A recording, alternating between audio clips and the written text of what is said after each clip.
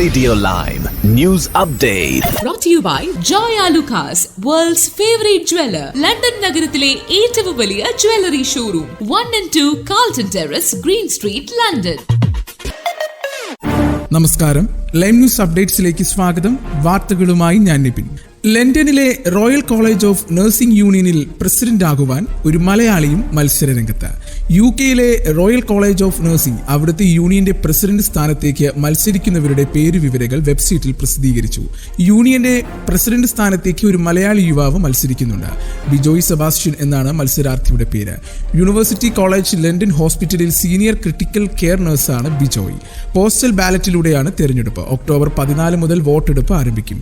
RCN അംഗങ്ങളാണ് വോട്ടർമാർ. UK-യിലെ nursing മേഖലയിൽ ജീവനക്കാരുടെ പ്രമുഖ യൂണിയനുകളിൽ ഒന്നാണ് RCN.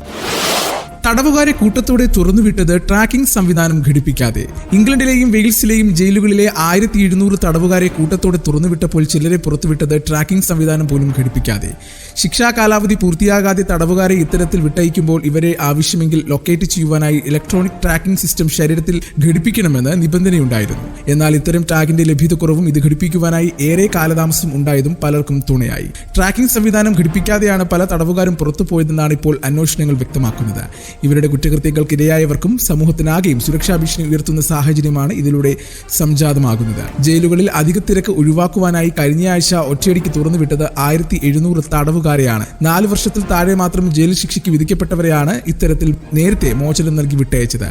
ഇതിൽ ഡൊമസ്റ്റിക് അബ്യൂസ്, സെക്സ് ഒഫൻസ് എന്നിവയുടെ പേരിൽ ജയിൽ ശിക്ഷ അനുഭവിക്കുന്നവർ വരെയുണ്ട്. പുറത്തുവിടുന്നവരെ ട്രാക്ക് ചെയ്യാനായി ഇലക്ട്രോണിക് ടാഗ് കാലിൽ ഘടിപ്പിക്കുവാനും നിബന്ധനയുണ്ടായിരുന്നു. രാത്രി 7 മുതൽ രാവിലെ 7 വരെ വീട്ടിൽ തന്നെ കഴിയണമെന്ന് നിർദ്ദേശിച്ചും അത് പാലിക്കുന്നുണ്ടോ എന്നറിയുവാൻ കഴിയും വിധം ട്രാക്കിംഗ് ടാഗ് ധരിപ്പിച്ചുമാണ് പ്രതികളെ വിട്ടയക്കേണ്ടിയിരുന്നത്. എന്നാൽ പലരുടെയും കാര്യത്തിൽ ഇത് വാക്കിൽ മാത്രമായി ഒതുങ്ങിപ്പോയിരുന്നു. ശതകോടീശ്വരനായിരുന്ന മുഹമ്മദ് അൽ ഫെയ്ദിനെതിരെ ബലാത്സംഗ ആരോപണവുമായി മുൻ സ്റ്റാഫ് അംഗങ്ങൾ. ശതകോടീശ്വരനും ഹാരോഡ്സ് മുൻ ഉടമയുമായിരുന്ന മുഹമ്മദ് അൽ ഫെയ്ദിനെതിരെ ലൈംഗിക അതിക്രമവും ബലാത്സംഗവും ഉൾപ്പെടെയുള്ള ആരോപണങ്ങളുമായി മുൻ സ്റ്റാഫ് അംഗങ്ങൾ. സെൻട്രൽ ലണ്ടനിലെ ആഡംബര ഡിപ്പാർട്ട്മെന്റ് സ്റ്റോറിലെ സ്റ്റാഫ് അംഗങ്ങളാണ് 94-ാം വയസ്സിൽ കഴിഞ്ഞ വർഷം അന്തരിച്ച മുഹമ്മദ് അൽ ഫെയ്ദിനെതിരെ ഗുരുതരമായ ആരോപണങ്ങളുമായി രംഗത്ത് വന്നിരിക്കുന്നത്. മുഹമ്മദ് അൽ ഫെയ്ദ് തങ്ങളെ ബലാത്സംഗം ചെയ്തുവെന്ന് 5 മുൻ സ്റ്റാഫ് അംഗങ്ങളാണ് BBC-യോട് തുറന്നു പറഞ്ഞത്. ഇവരുൾപ്പെടെ 20 സ്ത്രീകളുടെ മൊഴികൾ കൂടി തങ്ങൾക്ക് ലഭിച്ചിട്ടുണ്ടെന്നാണ് BBC അവകാശപ്പെടുന്നത്. സ്ഥാപന ഉടമ കൂടിയായ മുഹമ്മദ് അൽ ഫെയ്ദിനെതിരായ ഇത്തരം പരാതികളിന്മേൽ ഇടപെടുന്നതിൽ ഹാരോഡ്സ് പരാജയപ്പെട്ടു എന്നും മാത്രമല്ല, പരാതികൾ മൂടിവെക്കുവാനാണ് പലപ്പോഴും ശ്രമിച്ചതെന്നും പീഡനത്തിനിരയായ സ്ത്രീകൾ പരാതിപ്പെടുന്നു. യൂറോപ്യൻ യൂണിയന്റെ പൊതു കുടിയേറ്റ അഭയനയത്തിൽ നിന്ന് ഇളവ് അഭ്യർത്ഥിക്കുവാൻ പദ്ധതിയിട്ടതായി നെതർലൻഡ് അറിയിച്ചു. യൂറോപ്യൻ യൂണിയന്റെ പൊതു അഭയനയത്തിൽ നിന്ന് വിട്ടുനിൽക്കുവാൻ നെതർലാൻഡ്സ് ആഗ്രഹിക്കുന്നതായി ഡച്ച് മൈഗ്രേഷൻ മന്ത്രി മർജോലിൻ ഫേബർ പറഞ്ഞു. അഭയം, കുടിയേറ്റം എന്നിവ സംബന്ധിച്ച് യൂറോപ്യൻ യൂണിയൻ നിയമങ്ങളിൽ നിന്ന് പിന്മാറുവാനുള്ള പദ്ധതികൾ നെതർലാൻഡ്സിലെ വലതുപക്ഷ സഖ്യ സർക്കാർ ബുധനാഴ്ച പ്രഖ്യാപിച്ചു. ഡച്ച് സർക്കാർ കർശനമായ ഇമിഗ്രേഷൻ നിയമം അവതരിപ്പിച്ചതിന് പിന്നാലെയാണിത്. ഇനി നാട്ടിലെ വാർത്തകൾ.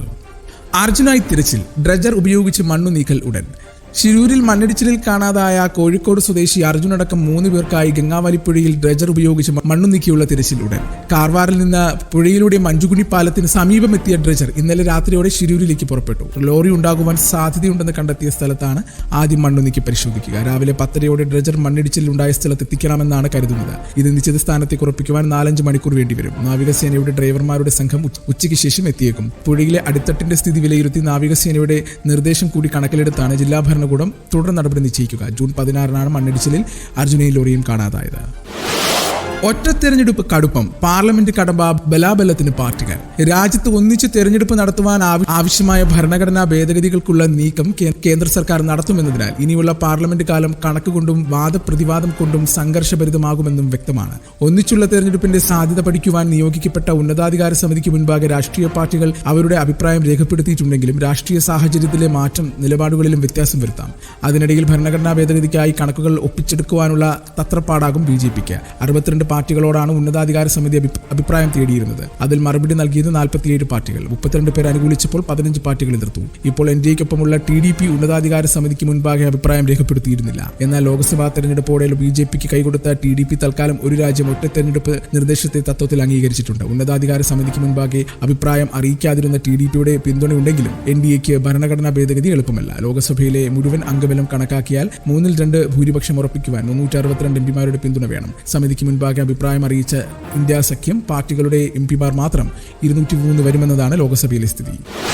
ജോലിഭാരവും ഓഫീസിലെ സമ്മർദ്ദവുമാണ് അന്ന സെബാസ്റ്റ്യന്റെ മരണത്തിന് കാരണമെന്നും പുതിയ കോർപ്പറേറ്റ് സംസ്കാരത്തിന്റെ ഇരയാണ് മകളെന്നുമുള്ള അമ്മ അനിത അഗസ്റ്റിന്റെ കത്താണ് യുവതിയുടെ മരണം ദേശീയ തലത്തിൽ ചർച്ചയാക്കിയതെന്നും കേന്ദ്ര സർക്കാരിന്റെ ഇടപെടലിന് വരെ വഴിയൊരുക്കിയതും. സ്കൂളുകളിലും കോളേജുകളിലും ടോപ്പറായിരുന്ന മകൾ മികച്ച കരിയർ പ്രതീക്ഷിച്ചാണ് ഏൺസ്റ്റ് ആൻഡ് യങ് കമ്പനിയിൽ ജോലിക്ക് കയറിയത്. എന്നാൽ വെറും 4 മാസത്തിനുള്ളിൽ അവൾ ഔദ്യോഗിക ചുമതലകൾക്ക് പുറമെ അധിക ജോലികൾ മാനേജർ അടിച്ചിൽ രാത്രി വൈകിയും വാരാന്ത്യങ്ങളിലും അവധി ദിവസങ്ങളിലും ജോലി ചെയ്യേണ്ടി വന്നു. മിക്ക ദിവസങ്ങളിലും തീർത്തും ക്ഷീണിതയായാണ് താമസ സ്ഥലത്തേക്ക് മടങ്ങിയിരുന്നത്. അശ്രാന്തമായി പ്രവർത്തിച്ചെങ്കിലും ജോലിഭാരവും പുതിയ അന്തരീക്ഷവും ശാരീരികമായും മാനസികമായും അവളെ ബാധിച്ചു.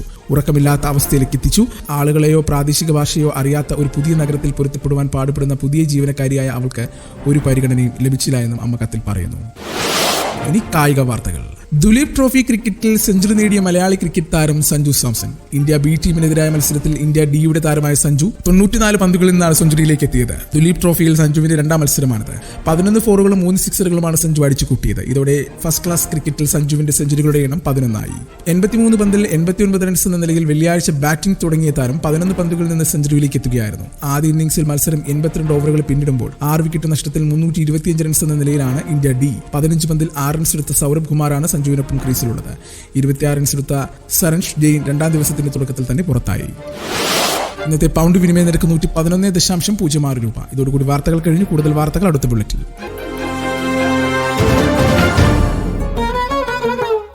കൂടുതൽ വാർത്തകൾക്കും വിശേഷങ്ങൾക്കുമായി റേഡിയോ ലൈം ആപ്പ് ഡൗൺലോഡ് ചെയ്യൂ. പ്ലേ സ്റ്റോറിൽ നിന്നും ആപ്പ് സ്റ്റോറിൽ നിന്നും. Radio Lime.